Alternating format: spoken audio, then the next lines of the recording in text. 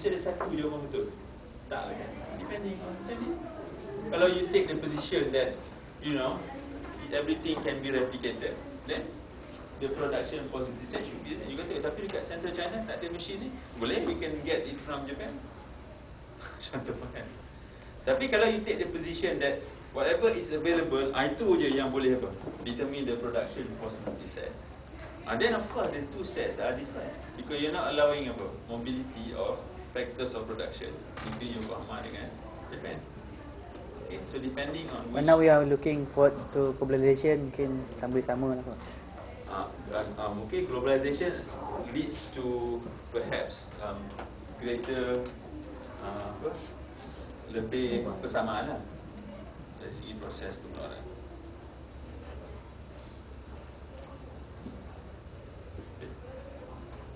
I was told recently that my brother told me that dekat Melaka they have like, you know, this Singapore Singtel kan, dia punya, kita punya apa, 103 lah, directory assistant kan.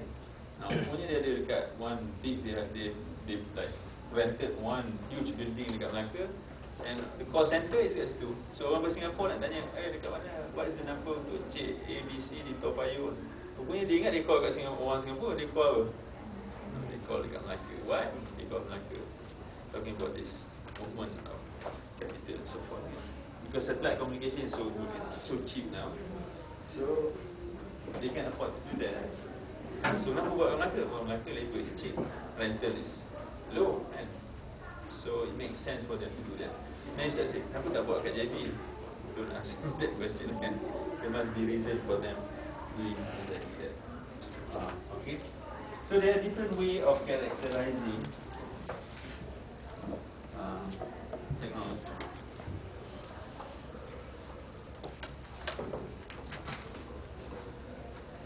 Satu, kita boleh guna something called production plan.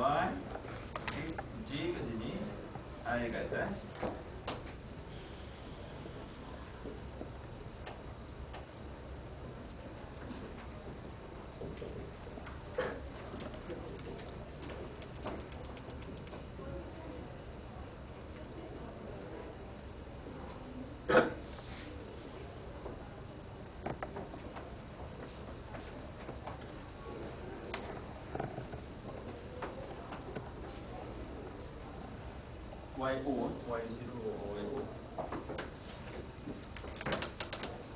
YI, YO, I input or output, then the net output, ni kawan baru kan, net output of J is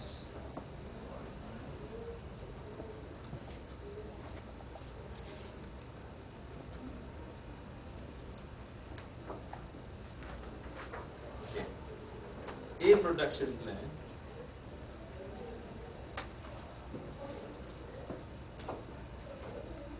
is simply a list of net.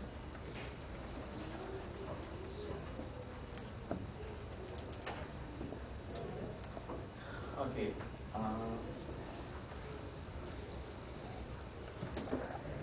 Okay, I'll write down the mathematical notation kat atas. Oh, kita nak describe. We want to describe technology. There are different ways of describing them. Salah satu cara gunakan production function. That's one way of doing it. The other one is to use what we call production plans. Now, what is a production plan? order to explain what is the production plan, then kita just imagine, kita suppose that satu firma ni dia boleh mengeluarkan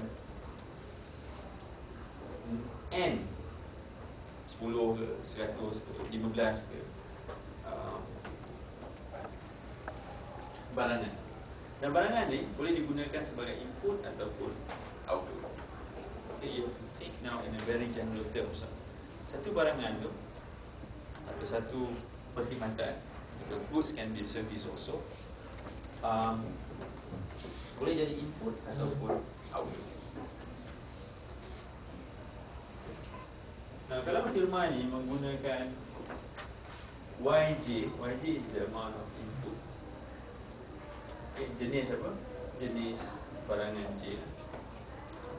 Dan di masa yang sama, dengan menggunakan input tersebut, dia juga mengeluarkan output YJ. Jumlah berapa banyak? YJ O. Then kita panggil net output as berapa yang dia keluarkan tolak apa? Berapa yang dia gunakan dalam proses pengolahan tersebut. Now, this looks so stupidly sophisticated. So apa sebab apalah kita nak menyusah hidup fikir cara benda ni kan? Dan output tolak input dah kita kan. Tapi net output tak apalah, that's the way they have described it. Okay?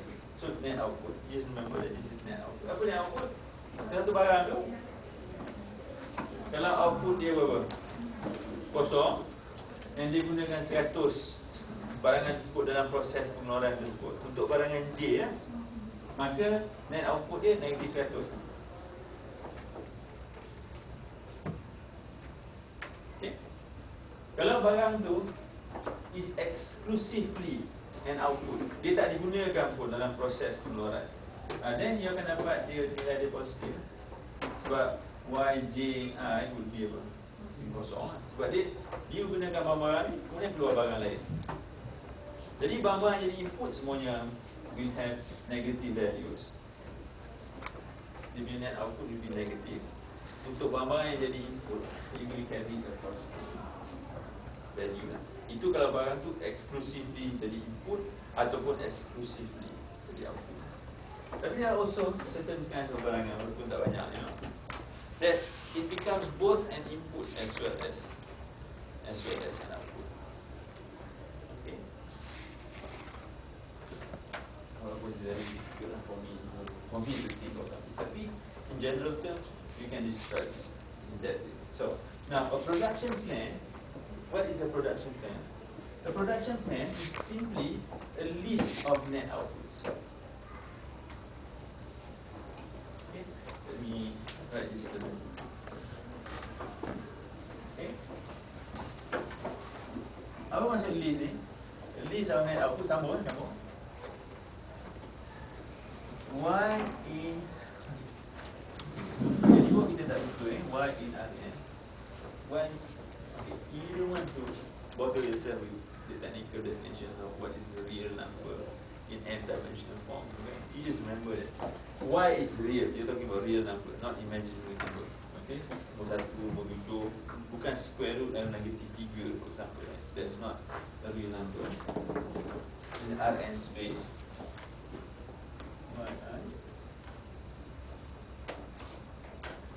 Y contohlah plus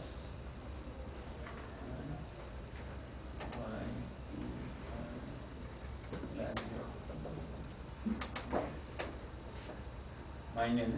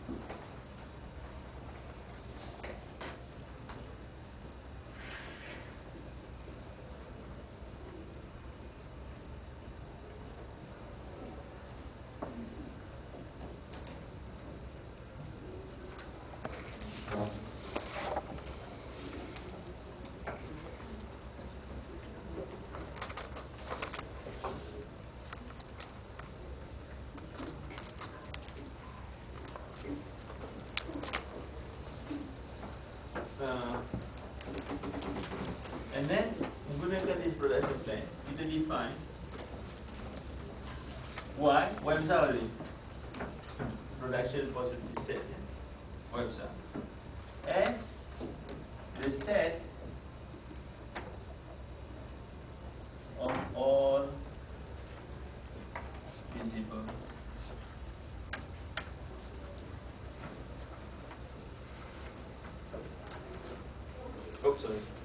production.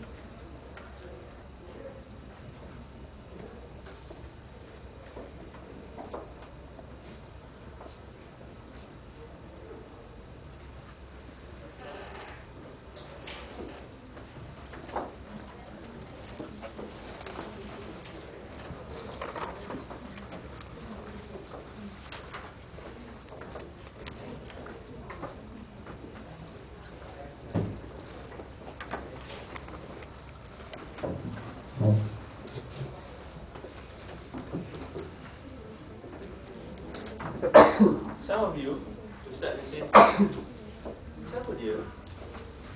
Ini satu tak nampak. Ataupun apa ni semua I. Tapi dia I ada all that kind of stuff. Kalau you start think along that direction, that means you are thinking lah, you are trying to learn something lah, which is good lah. Okay.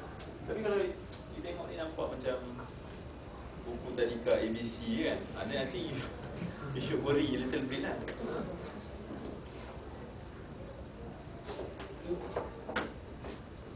So now let's continue. We define Y as a set of all visible production plans. Y. So why describe one production plan?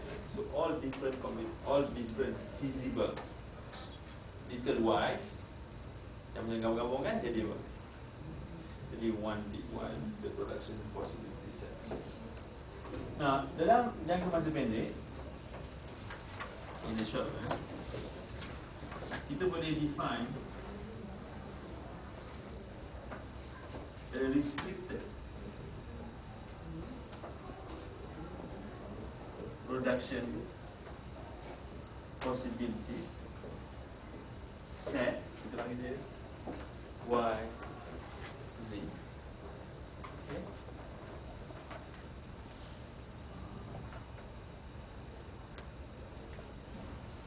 Set Y, Z. I think where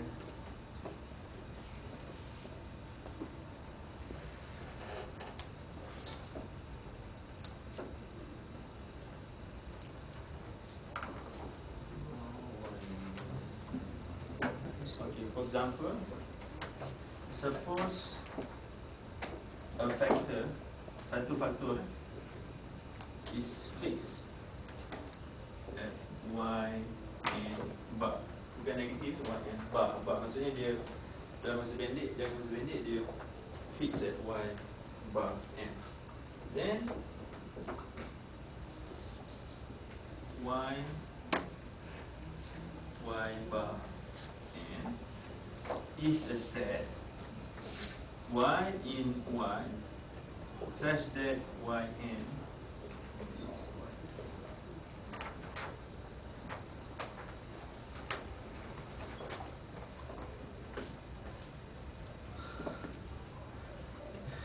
If you tengok ni, why do you have to say this? Tapi mathematically you have to say it this way.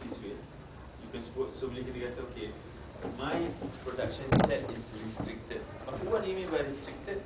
Restricted maksudnya saya punya production possibility set Y ni, okay, is restricted in the sense that this goods Yn is fixed at Yn. Okay. Tapi yang lain masih lagi Y dalam Y, small y in big Y. So you just imagine we have one huge production possibility set. Okay. Tapi kita ada within that set the restricted set. What is that restricted set? Set yang telah dikekang. Kekangan itu datang disebabkan oleh apa? Kita cuma boleh memilih atau kita mempunyai teknologi pengeluaran di mana kita punya production plan only involve mana yn is restricted to yn bar. So dia kata yang lain not bukan dalam kita punya restricted production possibility set. Sebab apa? Sebab it doesn't satisfy this restriction where small y is equal to yn bar. Second way of characterizing, tadi first way, the second way of characterizing technology is to use what we call the input requirement set.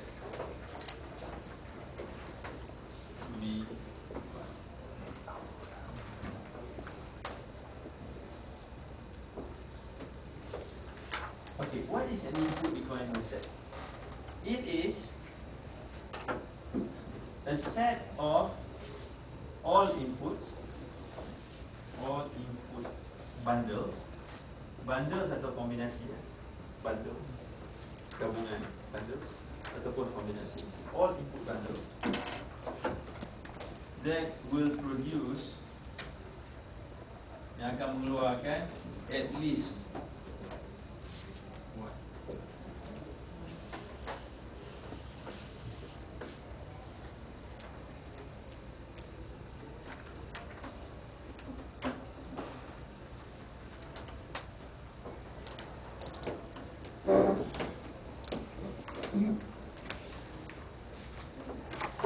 So kalau kita kata the difference now, kita ada apa?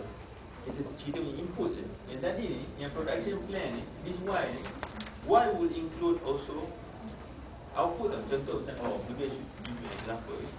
One possible production plan will be something like 3, 7, 6, 8, contohlah. Semua positif tak boleh, mesti ada yang negatif kan? Kan semuanya. Then you know, according to this production plan, okay, good satu is a net apa? Net output lah. Sebab dia punya positif kan? Good 2 apa? Good number 2 is also a net output. Or it may be exclusively an output. Sebab tak ada pun barang tersebut digunakan sebagai input. Alright. Kalau you tengok negatif now, then you know this is apa? This is apa? Input ke output? Net. Dia input lah. Sebab tu dinilai ada negatif kan? Remember ni y0 minus y output tolak y input. Remember tadi? Production plan kan?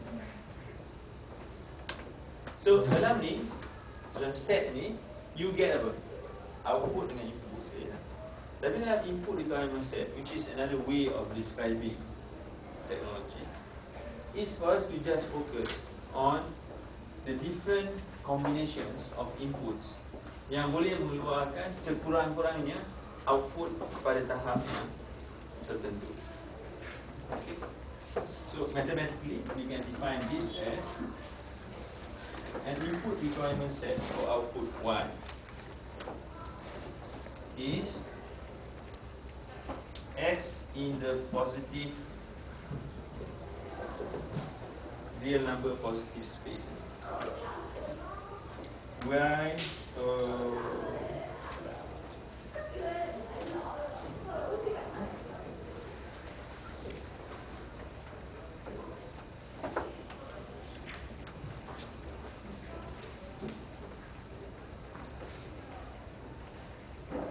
dalam kes ni, y is output, y is defined as output, x as inputs. Okay, so